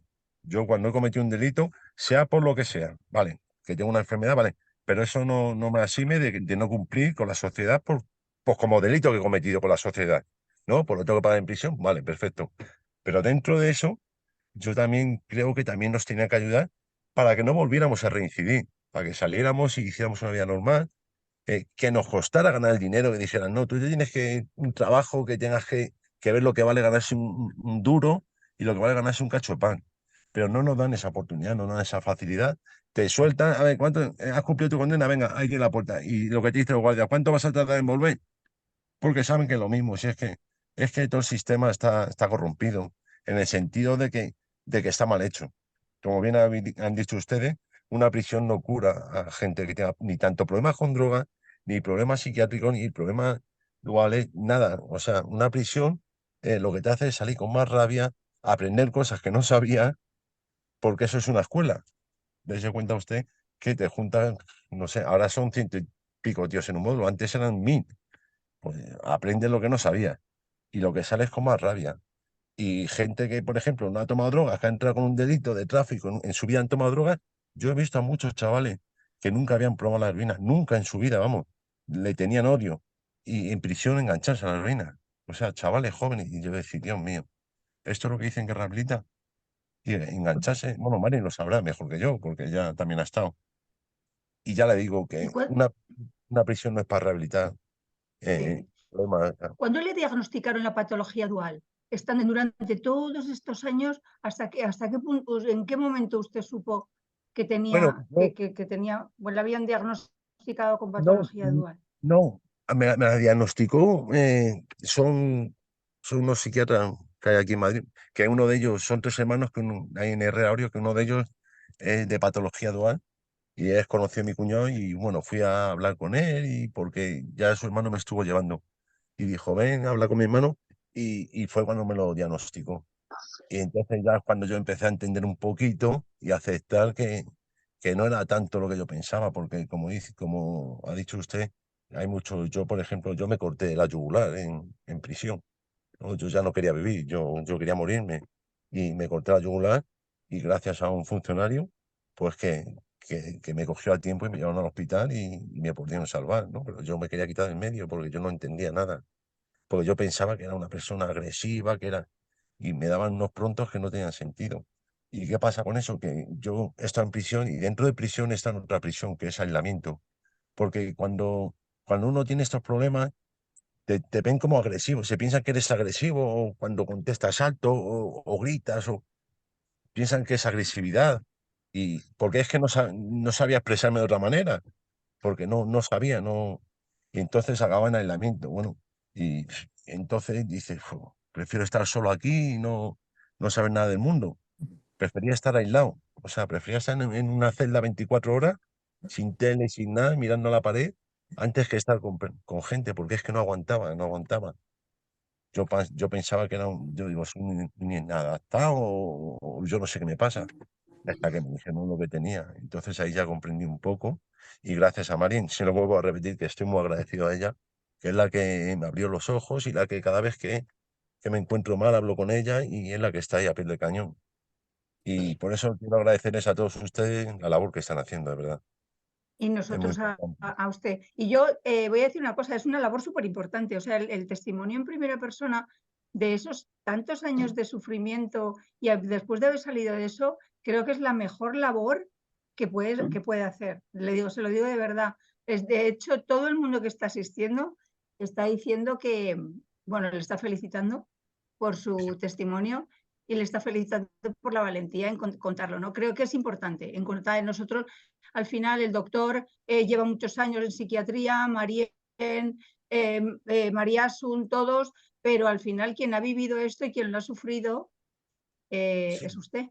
sí, es que volvemos a lo mismo. Y yo creo que eso es bueno, es bueno, Sí, Yo, yo creo que hoy es en día bueno. yo pienso que tienen que abrir un poquito más la sociedad los ojos y poner un poquito porque como bien ha dicho el doctor, por mucho dinero que dé, por muchos médicos, todo lo que quieras, pero si no llegas a la raíz, no vas a hacer nada. Mejor no hacer nada. Dar esperanzas para luego nada, mejor no hacerlo. Está claro. Mi opinión. Sí, vamos, hay una asistente que dice, el mejor testimonio es dar la esperanza de alguien que ha salido y que puede contar que dice y que pueda decir de esto se sale. ¿Vale? Sí, sí, sí, Muchísimas gracias. Y Hay nada, que, montones de preguntas, y tenemos que, montones de preguntas para todos, y además. que- perdón, que ha salido porque él ha sido muy valiente y ha salido él. Por O sea, supuesto, ha habido gente que le ha acompañado, salen pero ellos. él es Claro. la persona que ha puesto toda la carne en el asador y ha luchado por su familia, por salir adelante. Vamos a ver. Está yo a claro, esta, está El yo claro. a mérito es esta, suyo. yo a esta persona que nos ha dado su testimonio, lo que le diría es que si está buscando trabajo, que hable con Marien una vez más, que ya no vendrá de una. Entonces nosotros desde el Consejo Español tenemos un acuerdo con la Federación de Patología Dual para intentar reinsertar a las personas que la sufren en el mundo laboral. Una pregunta, ¿usted tiene el la certificado de concepta. discapacidad? Dígame que no lo he escuchado. Sí, ¿usted tiene el certificado de discapacidad? Estoy en ello, me está costando mucho, me está moviendo loco. ¿Sabe lo que pasa? Que ahora son máquinas y Ya, vuelvo, llamo y no me lo cogen. Llevo 3 meses, ¿se lo puede bueno. creer? 3 meses y no No, no, tengo y nada. puede tardar un año y puede tardar dos. Una Sí, cosa, sí. ahora como no es el momento, yo soy un... o sea, a ver, yo hace 30 años que estoy en la inserción laboral de personas con discapacidad. Entonces, fuera de este contexto, de esta jornada, que Marién hable conmigo y vamos a ver qué se podría hacer para que a usted le den el certificado de discapacidad de una forma más rápida, que sería pues con una carta de un centro especial de empleo que diga que a usted le dará trabajo cuando tenga el certificado, y después, cuando tenga el certificado, vamos a ver en qué trabajo, en qué tipo de trabajo usted mejor puede encajar. Entonces, Marién tiene mi teléfono particular, mi móvil. Usted hable con Marién y vamos a ver si le podemos echar una mano al respecto, tanto en el certificado de discapacidad como después en el trabajo. ¿Vale? Gracias, de verdad, de corazón, muchísimas gracias. Bueno, Muchísimas y gracias. usted lo que yo he oído de usted sin ser psiquiatra ni nada, claro, yo lo que veo es que usted en su momento ya tenía que haber sido tratado como un niño con necesidades de atención temprana, después tenía que haber ser tratado como un chico con déficit de atención, es decir, usted tenía que haber estado encauzado en su problemática y nadie le encauzó y pues Y, cogió un camino que no era el que tenía que coger, ¿no? Y le ha y llevado hasta donde está. Pero usted vaya, sin ser ningún experto, usted no es un delincuente ni una mala persona. Usted es una no, persona que no ha tenido la atención por parte de la sociedad que tenía que tener. Ya no es ahí estoy importante. de acuerdo. Sí, sí, sí. Pero Ya no también es le digo una cosa, también le digo una cosa, y como persona que soy, yo sé que, porque una vez que ya me metí en el mundo de lo que es la droga, la heroína, entonces ya fui otra persona en el sentido de que ya no me importaba nada, ya estaba inhibido, entonces el chip me cambió. Y también soy consciente de bueno, que también fue culpa mía, porque yo también me he hecho la culpa, porque no tenía que haber tomado eso, pero ahora me di cuenta de que a lo mejor si me hubieran ayudado, me lo claro. hubieran explicado, otra historia hubiera sido. Claro, es que es esto, es No, lo que estoy diciendo yo. bueno, sí, lo que está Y diciendo usted, usted. y Es usted que en el muchas momento veces no que... sé si soy yo el culpable, he sido yo el culpable, no sé, muchas veces me pongo a pensar, digo, No, no, no aquí sé. se podría hablar de la judicatura, como decía Javier o Gando. Claro, si tuviéramos unos jueces que en vez de juzgar el delito, pues vieran a la persona en su contexto y en vez de derivarlo a la cárcel, que no es ninguna institución psiquiátrica, o derivaran a otras instituciones psiquiátricas, pues mejor nos luciría el pelo. Pero bueno, esta No, es es lo otro que hay, tema. es lo que Es tiene. una parte del problema. Hay Sí, mucha. son Mar, muchos problemas dentro de uno. sí, sí. Mar, tú diriges la orquesta. No, yo tengo varias preguntas para el doctor. Bueno, hay preguntas para todos, pero sobre todo ahí para el doctor y para nuestro invitado especial y de lujo hoy.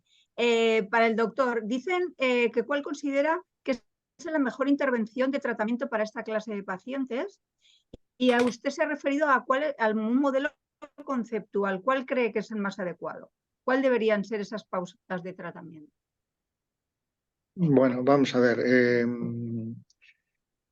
Escuchando un poco la intervención de José, yo no puedo pretender hacer diagnósticos, pero posiblemente, como ha comentado el compañero Albert, pues una intervención precoz,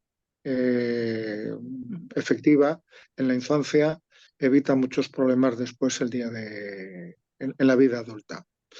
Después, yo lo que creo, claro, son muchas las cosas que se han hecho. Es decir, que un psiquiatra diga que solo puede dar pastillas ya me deja un poco avergonzado, sinceramente, porque la primera función del psiquiatra es escuchar. Y luego dará o no dará pastillas, pero las dará en un contexto en el que de alguna forma ha entendido y ha compartido con el paciente la problemática que tiene. Entonces, lo primero que hay que, en cuanto al concepto, es que reconocer que la adicción no es una conducta viciosa ni es una conducta desviada, sino que es un problema es una enfermedad. Es una enfermedad y que hoy en día se conoce perfectamente cómo se va configurando esta enfermedad para poder de alguna forma entenderla mejor. Y yo lo que siempre planteo es que la relación terapéutica, la que se da entre un paciente, que es alguien que se define como que está sufriendo, y una persona a la que acude, me da igual la titulación, si es médico, si es enfermera, si es asistente social, se tienen que dar tres condiciones básicas. Es decir, el paciente tiene que entender lo siguiente, que la persona a la que le está refiriendo su problemática está interesada por él.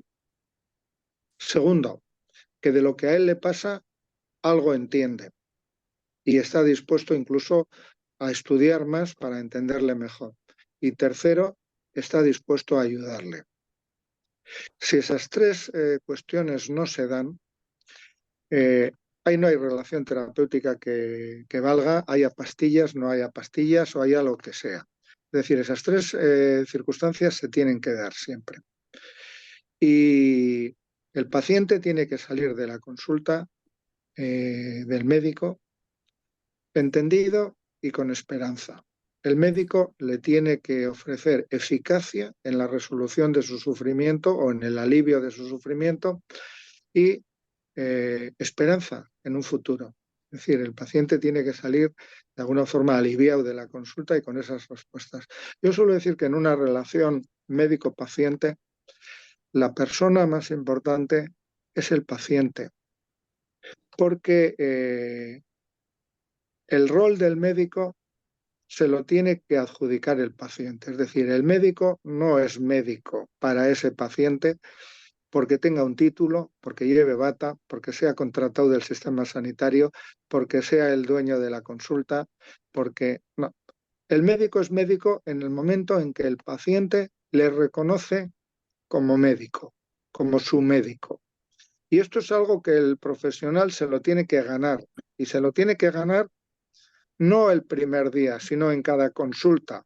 Es decir, estas atribuciones de reparto, yo soy el paciente, usted es el médico, yo soy el médico, usted es el paciente, el reparto ese de papeles lo hace el paciente. Y si el médico no se gana esa adjudicación, a partir de ahí no se va a resolver ningún problema. Eso lo tenemos que entender los profesionales. Y entonces, entender las adicciones requiere unos conocimientos técnicos que desde luego pasan por la superación de muchos prejuicios, de muchos estereotipos, de empezar prescindir de adjudicaciones morales a la conducta del paciente. Es bastante habitual que muchas veces el profesional que atiende a los pacientes tenga una idea preconcebida de que el paciente es un sinvergüenza, de que el paciente es un canalla, de que el paciente le quiere engañar, de que el paciente... con todos esos prejuicios no se va a poder llevar adelante una relación terapéutica. Hay que entender lo que es la enfermedad mental, hay que entender lo que son las adicciones. Yo me acuerdo, mis primeros años de trabajo fueron en instituciones psiquiátricas, de las llamadas pesadas, en el sentido de donde, por ejemplo, en la primera institución había pacientes psiquiátricos que no iban a salir en su vida de la institución, iban a morir allí. Es decir, llevaban muchísimos años de ingreso y yo me acuerdo que uno de mis tutores, cuando los médicos nos quejábamos de que a veces el personal de enfermería, los auxiliares, pues no atendían a los pacientes como nosotros esperábamos. Me acuerdo que nos dijo, ¿les ha explicado alguien al personal en qué consiste la enfermedad mental? Más allá de los prejuicios sociales. Es decir, ¿en qué consiste realmente? Y yo suelo poner muchas veces un ejemplo que pasa por lo siguiente. Si tenemos un hijo o una hija y con 7, 8 años nos dice, no quiero ir a la escuela, nosotros reaccionamos normalmente en simetría. ¿Y cómo que no quieres ir a la escuela? ¿Tú te vas a ir a la escuela? Es decir, la respuesta es jerárquica, disciplinaria. Pero si nos acercamos al niño o a la niña, le tocamos la frente y vemos que está ardiendo, entonces cambiamos nuestra conceptualización de por qué no quiere ir a la escuela.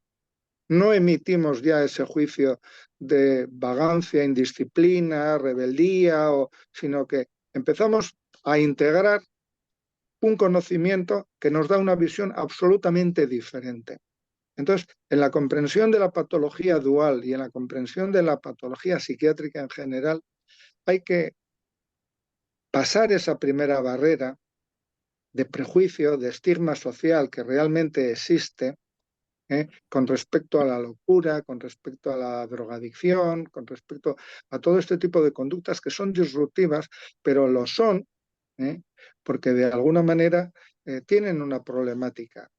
Es decir, nosotros podemos exigir o plantear a una persona que vaya con cierta rapidez, pero si sabemos que esa persona tiene una fractura en la pierna, una fractura de tibia, una fractura, no le vamos a exigir o no le vamos a pedir que vaya corriendo, sino que cambia nuestra actitud. Entonces, con la enfermedad mental ocurre que no pasamos de esa primera barrera. Nos quedamos en el prejuicio. Entonces, es obligación y yo creo que esta reunión es un buen ejemplo de ello, de compartir experiencias desde distintos puntos de vista para ampliar nuestra visión de lo que es el enfermo y la enfermedad mental.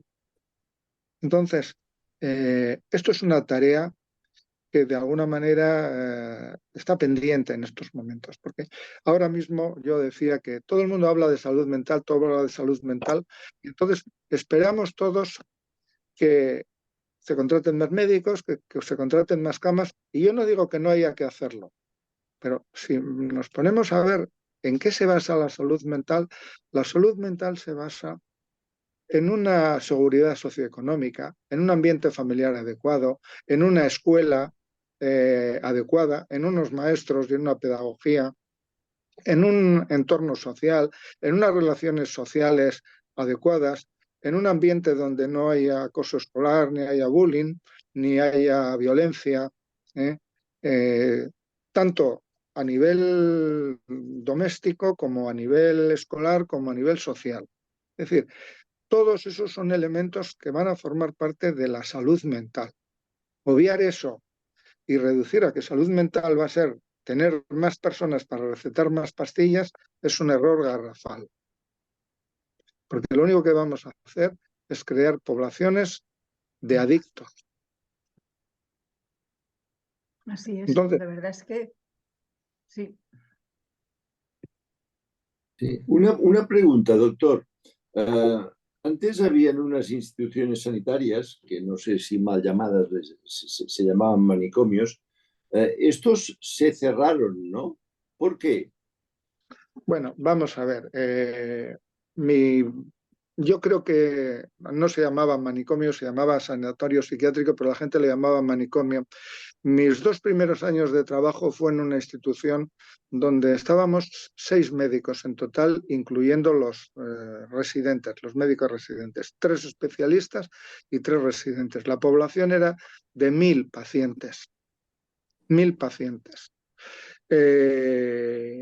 La situación es que, bueno, se cerraron, no se cerraron, sino se modificó un poco la dinámica. O sea, yo nada más empezar a trabajar tenía asignada un cupo de 120 pacientes. O sea, yo cuando veía al paciente 120 se me había olvidado el nombre del primero. O sea, era materialmente imposible entender y atender lo que les pasaba a aquellas personas. Entonces, se hacían intervenciones puntuales, se hacían intervenciones segmentarias, es decir, no desde una perspectiva global. Y yo de aquella época recuerdo, bueno, unas historias realmente impresionantes. Lo que se hizo fue de alguna manera reconocer que aquellas personas no recibían un trato humano mínimamente adecuado y entonces se aumentó el tiempo de atención, se mejoraron las condiciones de estancia, porque realmente los manicomios lo que eran un lugar de apartamiento de la sociedad de aquellos pacientes que presentaban conductas disruptivas, por lo que fuese, por lo que hacían, por lo que decían, por lo que pensaban, y entonces de alguna forma los manicomios constituían un lugar de apartamiento social. Y de hecho, la ubicación de los manicomios en la mayoría de las poblaciones está en las afueras, lejos de los núcleos de población, donde de alguna manera la mayoría de los pacientes en el hospital donde yo trabajé no recibían ya visitas de familiares. Otros, la minoría, las recibían de forma esporádica. Pero es que el acceso de transporte al hospital era realmente dificultoso. O sea, las personas tenían el hospital a 50, 60 kilómetros de donde residía su familia. Entonces, eran lugares de encierro más que lugares de tratamiento. Entonces, yo creo que esa es la situación que ha ido cambiando y eso es lo que, de alguna forma, pues hubo un reconocimiento de los derechos de los pacientes, hubo un reconocimiento de unas condiciones mínimas. Pero claro, si estoy hablando de estas condiciones materiales, las condiciones atencionales, las condiciones terapéuticas, las condiciones de habitabilidad, de dormir, de comida, eran bastante malas, bastante malas. Entonces, eso es lo que de alguna forma supuso el cierre de... Sí, pero donde estaban los manicomios, ahora sigue habiendo pacientes con otro nombre, con otras condiciones. Claro, pero porque eran malas condiciones, muchos se clausuraron y la gente acabó en la cárcel. O sea, casi es peor el remedio que la enfermedad.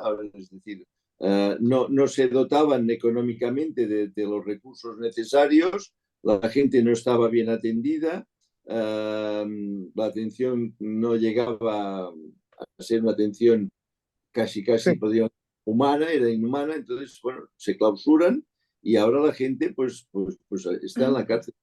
Mira, yo tuve ocasión de conocer una experiencia en un hospital ya más moderno, donde la relación del personal asistencial era más favorable para los pacientes y se desarrollaron unos programas de tratamiento intensivo con soporte social, ubicando a los pacientes en pensiones y de alguna forma, pisos tutelados, pero no se garantizó la continuidad de cuidados una vez que el paciente estaba fuera de la institución.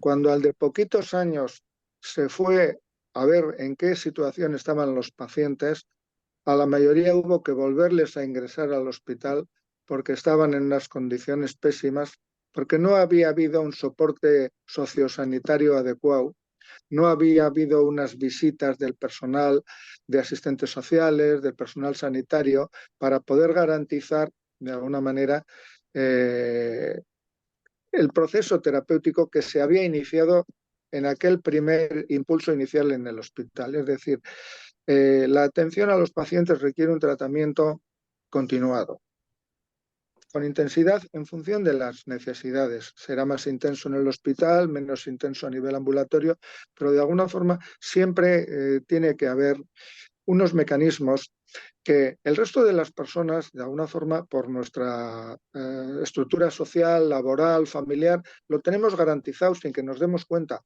Pero los pacientes afectos de patología mental y de patología dual, esos soportes sociales, esos soportes familiares, esos soportes laborales los han perdido y de alguna manera requieren unas intervenciones de discriminación positiva para que puedan continuar de alguna forma con el progreso en su terapéutica. Si no se hace, se vuelve a la capilla de salida.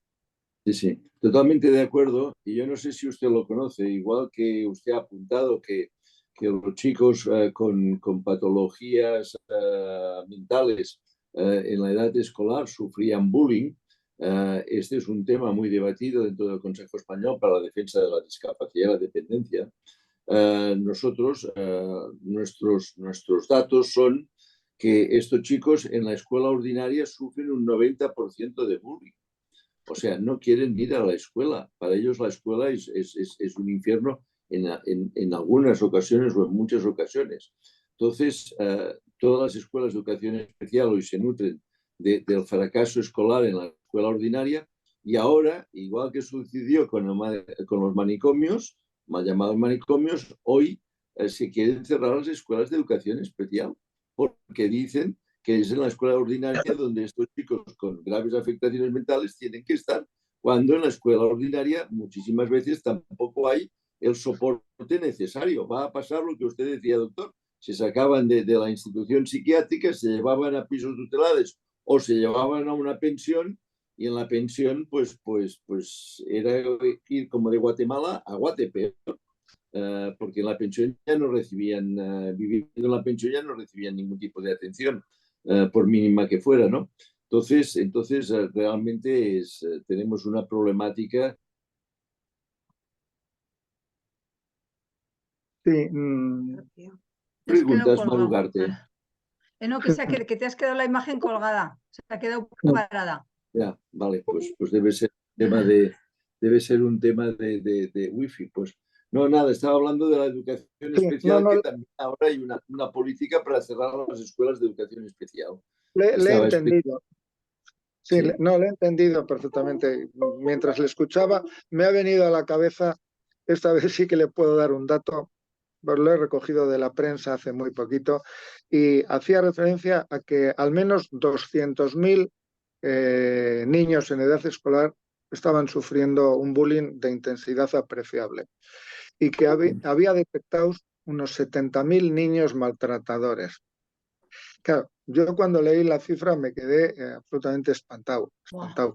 porque gran parte, además del acoso escolar, tampoco es detectable. Es un acoso que no trasciende hasta que llevan unas consecuencias graves, ¿eh?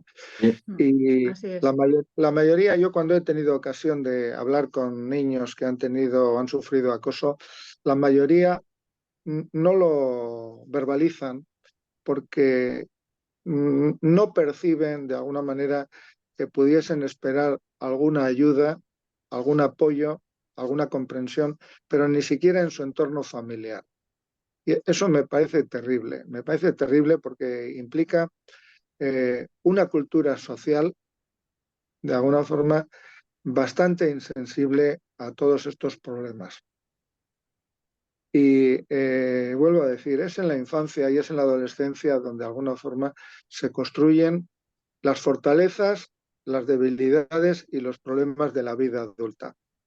Sí, sí, señor. ¿Más preguntas Bueno, hay, Mar?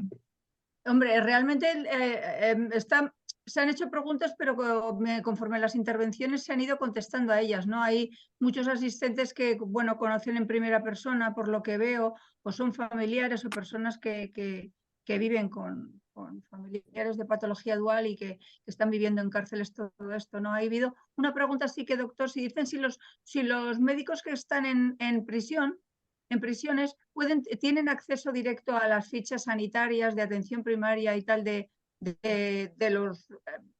los presos internos, en el caso Pues de poder consultarlo o no. no, vamos a ver, eso va a depender del sistema sanitario de cada comunidad autónoma. Por ejemplo, vale, en la comunidad autónoma vasca en la que yo vivo, los médicos que atienden los problemas psiquiátricos y de patología dual e impresión están integrados en el sistema sanitario y entonces comparten el mismo fondo documental, la misma historia clínica, el mismo acceso a los datos de los pacientes. Pero en otras comunidades autónomas es que los pacientes con problemas de adicciones y patología dual ni siquiera son tratados por el sistema sanitario público, sino por entidades colaboradoras, muchas veces voluntaristas, redes municipales de asistencia, Cruz Roja, Proyecto Hombre. O sea, el sistema sanitario no atiende a estos pacientes. Con lo cual, claro, se genera un problema añadido dentro de lo que es la patología dual, porque si un paciente tiene una depresión, se le atiende en el sistema sanitario público. Si tiene una adicción, se le atiende en el sistema concertado o municipal. Pero, ¿y si tiene las dos cosas? Pues si tiene las dos cosas, muchas veces lo que le ocurre al paciente es que va rebotando de dispositivo en dispositivo y se puede encontrar respuestas de lo más anómalas y equivocadas que pueda tener. Le puede decir el psiquiatra de psiquiatría general, una vez que detecta al paciente con depresión o con esquizofrenia, que consume una sustancia o consume alguna droga, es decir, yo trato lo otro, esto no le trato yo. Cuando deje de consumir, vuelva para aquí. Pero claro, si el problema del paciente que tiene una adicción es que no sabe cómo dejar de consumir. Eso es la tarea del médico. Cuando me preguntaban a mí por el modelo, en primer lugar es entender esto. Yo he coincidido con muchos profesionales que le decían al paciente, tú no estás motivado. Y yo le decía, pero si motivar al paciente es tu trabajo. O sea, si el paciente bastante ha hecho ya con ponerse delante tuyo, a partir de ahí tú tienes que entender que trabajar la motivación del paciente es tu tarea, parte de tu tarea. Y yo a veces he discutido y digo, al que habría que motivarle es a ti. Yo he tenido compañeros que me han llegado a decir, pues es que estos pacientes no se cura ninguno, otro de los prejuicios y estereotipos. Y yo en el fondo decía, no se van a curar contigo nunca, mientras no cambies de actitud. O sea, mientras no tengas otra visión del problema que tienes delante. A eso me refería yo con el modelo y por entenderlo.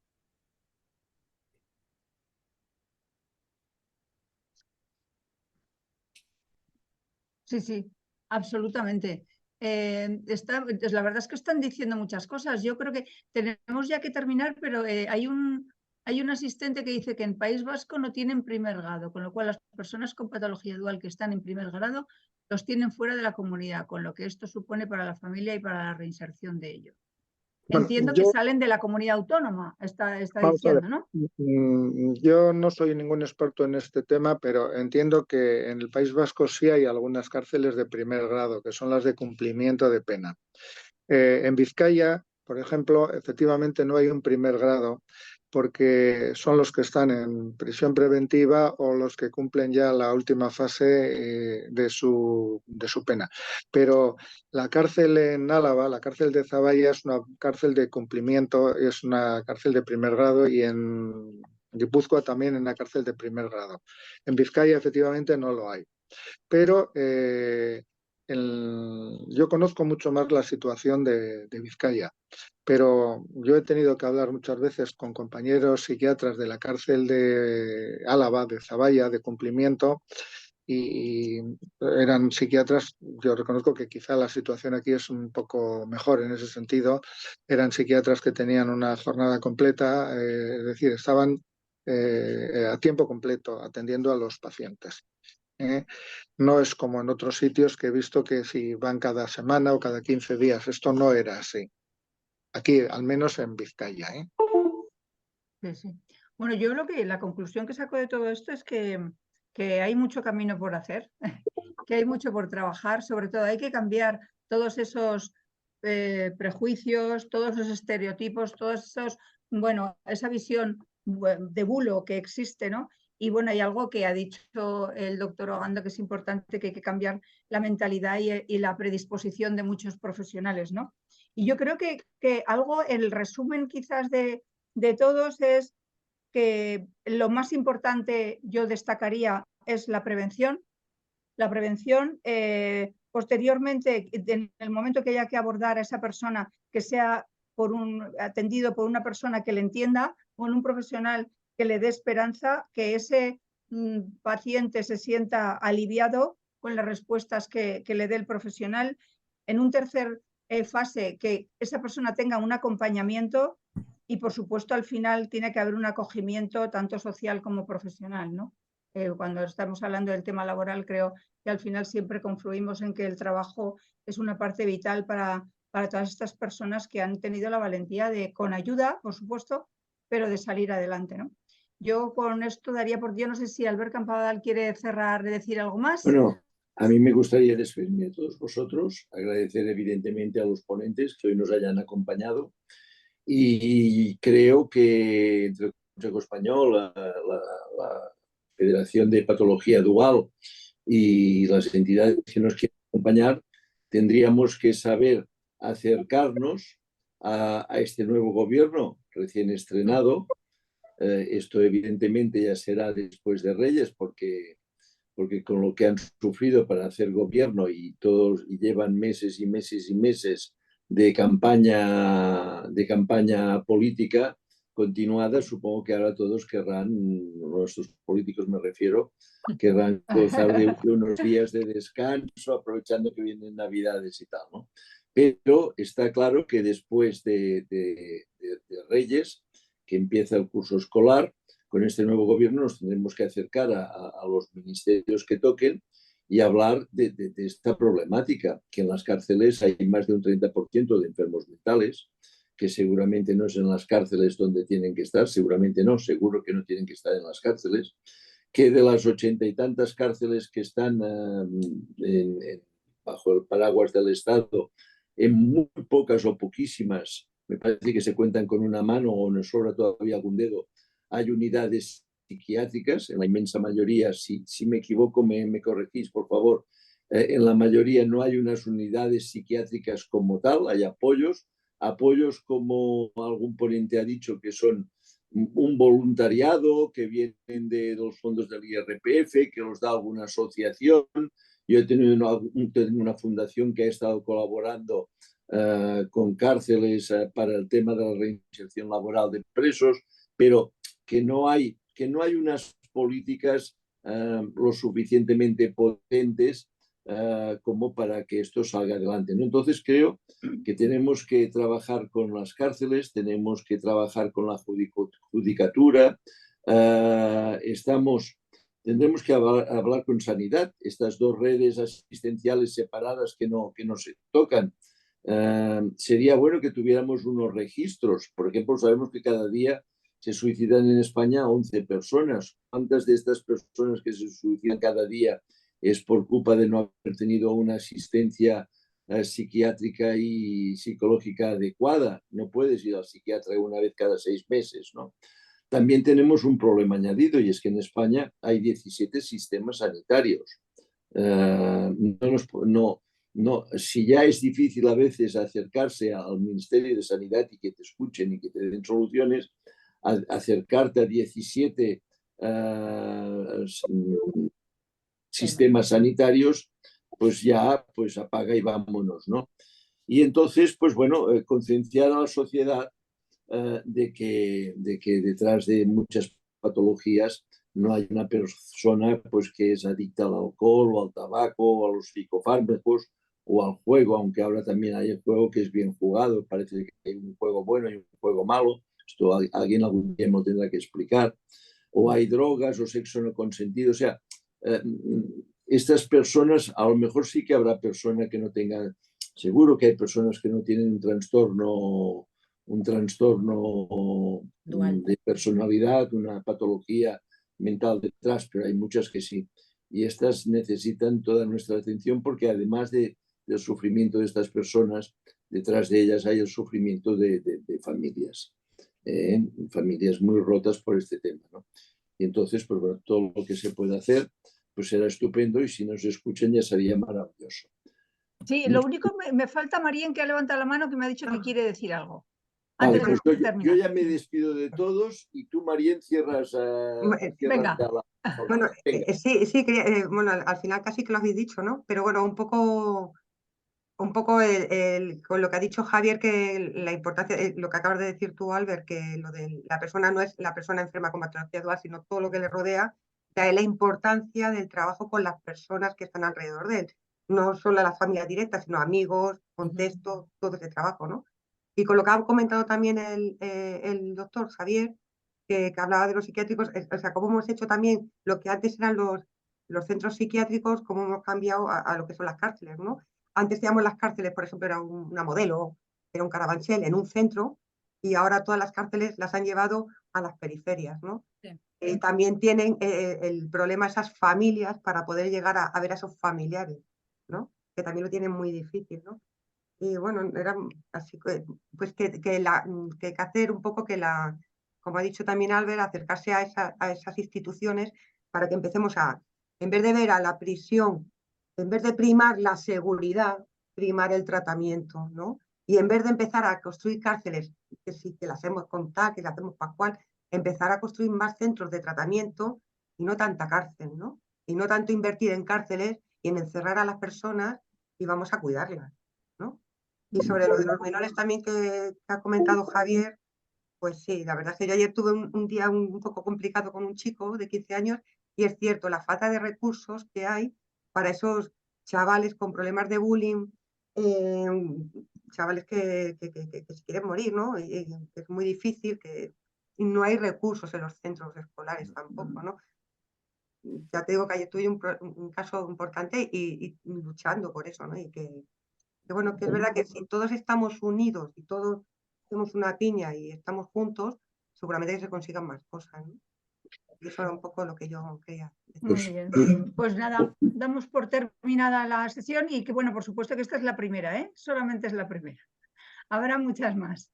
Yo solo Esperemos. Y además, agradecer. vamos a ver la parte positiva de esto, porque al final todo es visibilización, todo es dar a conocer, y lo que ha dicho Albert es verdad, hay un trabajo institucional muy importante ahí. Muchas gracias a todos. Gracias. Vale, gracias. Solo Muchas agradecer a gracias. Albert y al CED que por esto, ¿no? Porque esta colaboración siempre va a servir para hacer cosas, más cosas y mejores. Y esa ayuda a José, pues desde luego la agradecemos muchísimo. Mira, Perfecto. en la vida no siempre se consigue lo que uno pretende, pero lo Exacto, que jamás has de hacer es dejar de hacer todo aquello que puedas hacer. Y exactamente. vamos a intentar hacer todo lo que podamos. Lo intentaremos. Muchísimas gracias. Adiós. Gracias a Gracias, un vosotros. saludo a todos. Un Adiós. saludo y saludo. hasta la próxima. Hasta la próxima. Adiós.